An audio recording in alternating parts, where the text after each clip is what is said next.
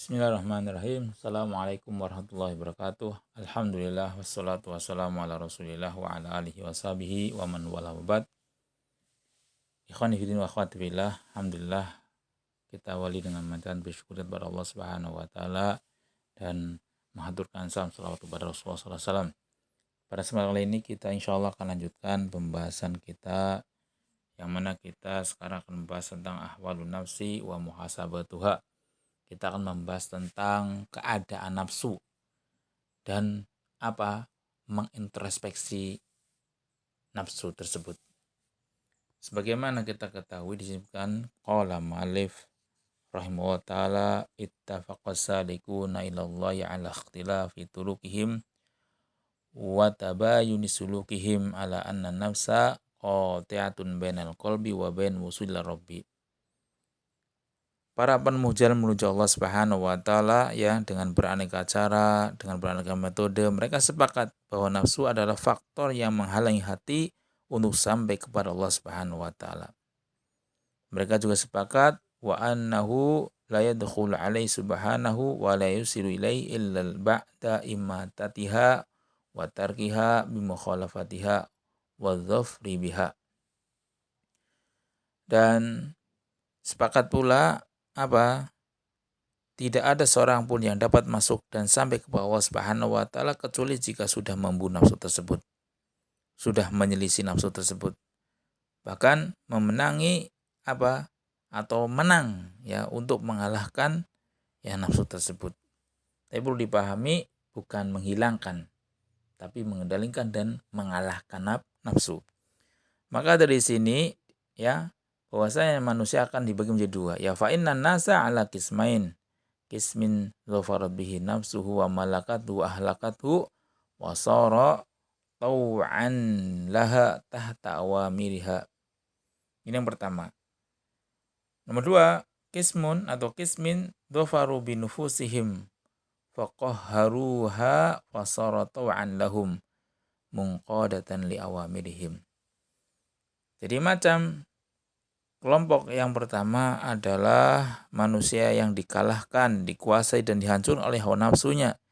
Ia benar-benar tunduk di bawah perintahnya. Adapun yang kedua, manusia yang berhasil memenangi pertarungan melawannya. Ia mampu mengekang, menundukkan sehingga nafsu pun tunduk di bawah perintahnya.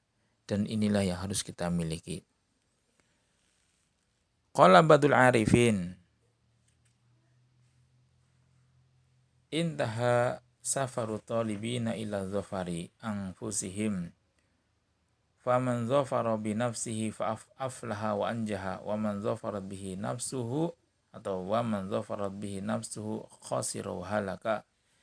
Qala Allah ta'ala wa amma man tagha wa asal hayata dunya fa innal jahima hiyal ma'wa wa amma man khafa maqama rabbih wa naha nafsa 'anil hawa fa innal jannata hiyal ma'wa.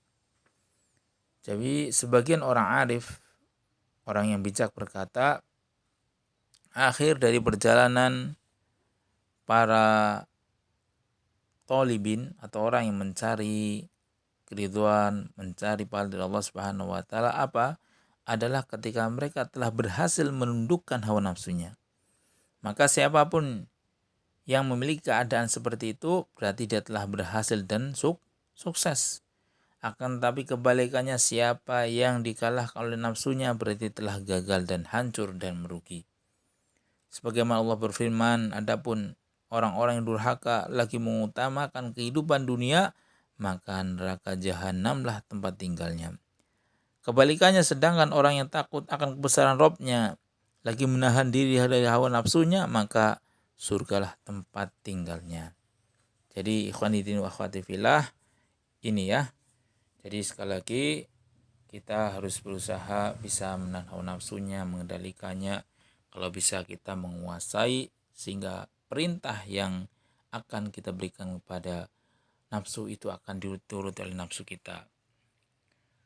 Wa nafsu tad'u ila tughyan wa isaril hayatid dunya war rabbi yad'u abdahu ila khaufihi wa nahan nafsa 'anil hawa.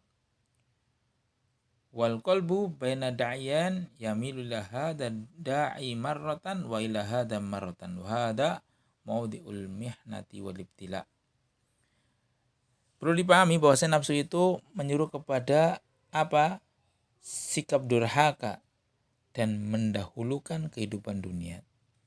Beda dengan keinginan Allah, sedangkan Allah menginginkan apa?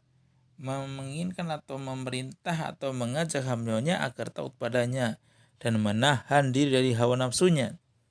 Maka dari sini kesimpulannya jadi hati manusia itu ada di antara dua penyeru. Kadangkala ia cenderung kepada yang satu atau condong kepada yang satu, dan kadang pula juga akan condong kepada lainnya. Disinilah ujian dan cobaan. Tapi kita sebagai orang yang beriman Allah Subhanahu wa taala harus apa? Berusaha condong kepada kebaikan. Condong kepada keridhaan Allah Subhanahu wa taala. Maka dari sini akhwati fillah wa ikhwani fi din rahimahullah, maka ini disebutkan waqad wasafa Allah Subhanahu an-nafsa fil Qur'ani bi salasati sifatin. Dalam Al-Qur'an Allah menyebut nafsu dengan 3 sifat. Pertama adalah apa? Al-mutmainnah wal lawamah wal ammarati bisu.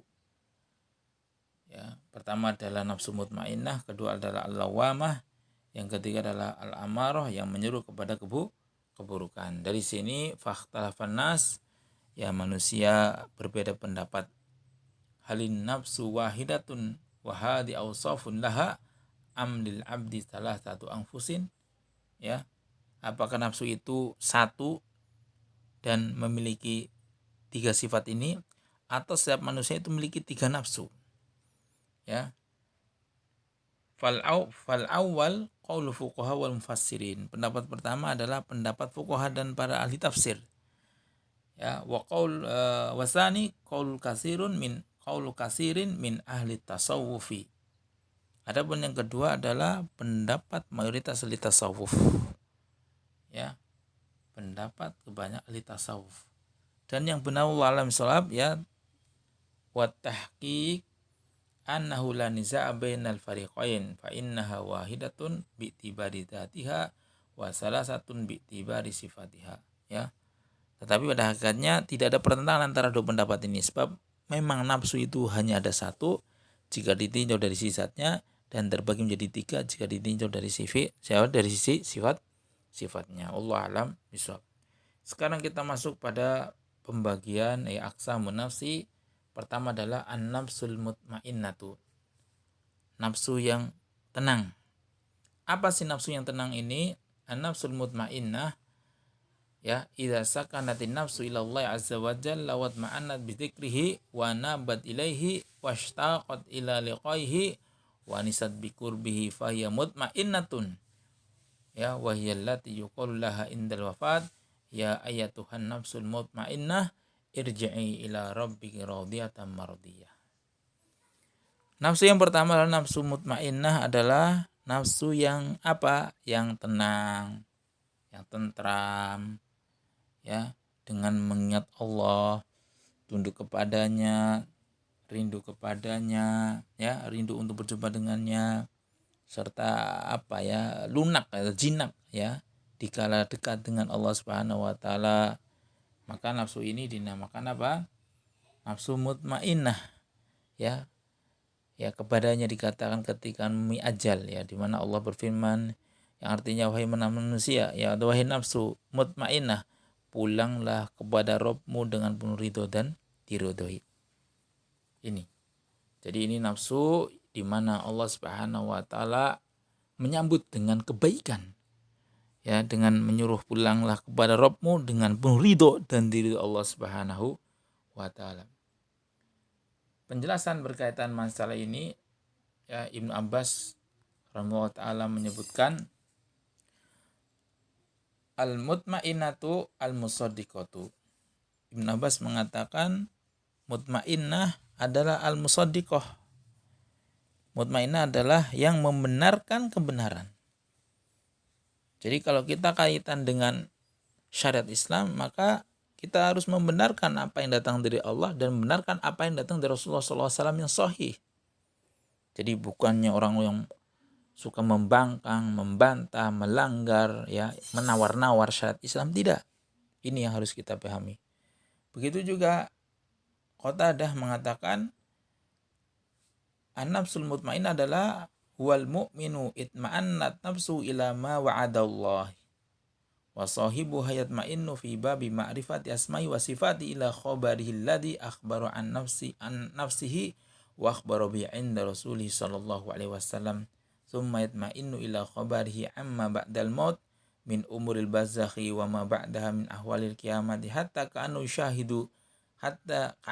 yushahid dzalika kullahu ayyanan thumma yatma'innu ila qadarullah ila ya qadarillahi azza wa jalla, ya, fayusallimu lahu atau fayaslamu lahu wa yardha, ya, fala yaskhat, dan seterusnya. Jadi Al-Qatadah atau Qatadah rahimahullah ta'ala mengatakan, ya, nafsu mutmainnah adalah seorang mukmin yang memiliki nafsu yang tenang dengan apa yang dijanjikan oleh Allah Subhanahu wa taala, tenang di pintu tenang, ya, ketika mengenal, ya, mengetahui nama-nama dan sifat-sifat Allah Subhanahu wa taala dengan berdasarkan, ya, kabar dari Allah Subhanahu wa taala yang ada dalam Al-Qur'an dan di Rasulnya dalam As-Sunnah, yang mana, ya, mereka akan tenang atas kabar yang datang tentang apa yang terjadi setelah kematian seperti alam barzah dan kejadian hari kiamat, seakan-akan mereka melihatnya dengan mata telanjang.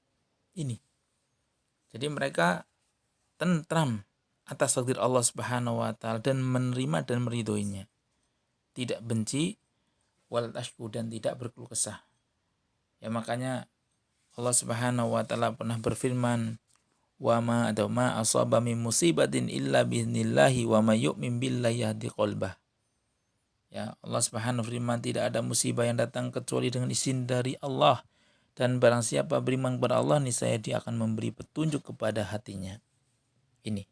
Jadi ikhwanin wa akhwati fillah, kita berusaha memiliki memiliki an-nafsul mutmainnah. Berkaitan masa ini juga, qala ghairu wahidin minas salaf, berkata, ya, bukan hanya satu orang dari kalangan para salaf. Di sini, ya, disebutkan atau tafsirkan, huwal abdu tusibuhul musibatu faya'lamu ana min indillahi fayarda wa islam. Ya, ini mengaitkan atau menafsirkan kata dengan ayat di atas. Jadi seseorang yang ditimpa musibah, ia mengerti bahwa musibah itu datang dari Allah, sehingga ia ridho dan istilahnya menerima, pasrah. Ya, pasrah. Wa amma tuma'ninatul ihsan fahiya, ya, at-tuma'ninatu ila amrihi imtisalan wa ikhlasan wa nushan fala yuqaddimu ala amrihi iradatan wala hawa atau wala hawan wala taqlidan wala yusakinu syubhata tu'aridu khabarahu wala syahwatu tu'aridu amrahu bal idza marrat bihi anzalaha manzilatal waswasil lati la'in yakhirru minas sama ilal ardi ahabbu ilaihi min ayyajadaha atau ayyajiddaha. Wa hadza kama qala Nabi sallallahu alaihi wasallam sarihul iman wa kadzalika yatma'innu min qalaqil ma'siyah wanzi'ajiha ila sukuni taubati wa halawatiha. Masya Allah, ya. Di sini disebutkan adapun yang dimaksud dengan tuma'ninatul ihsan adalah ketenangan, ya, seseorang dalam melaksanakan perintah dengan ikhlas dan setia. Jadi kita harus ikhlas melakukan kebaikan meskipun berat, ya, melakukan sesuatu yang mengandung, ya, perintah Allah dan Rasulnya, apakah dalam kondisi sempit atau lapang, ada aturan atau tidak, harus ikuti. Ya, karena ini tujuan hidup kita, ya. Bahkan disebutkan tidak mendahuluinya dengan satu keinginan apapun, ya, atau, ya, tidak mendahuluinya dengan satu keinginan ataupun hawa nafsunya. Bukan juga karena taklid, ikut-ikutan atau fanatik buta, bukan, Mbak. Bukan, ikhwani fiddin, bukan. Tetapi karena Allah Subhanahu wa taala.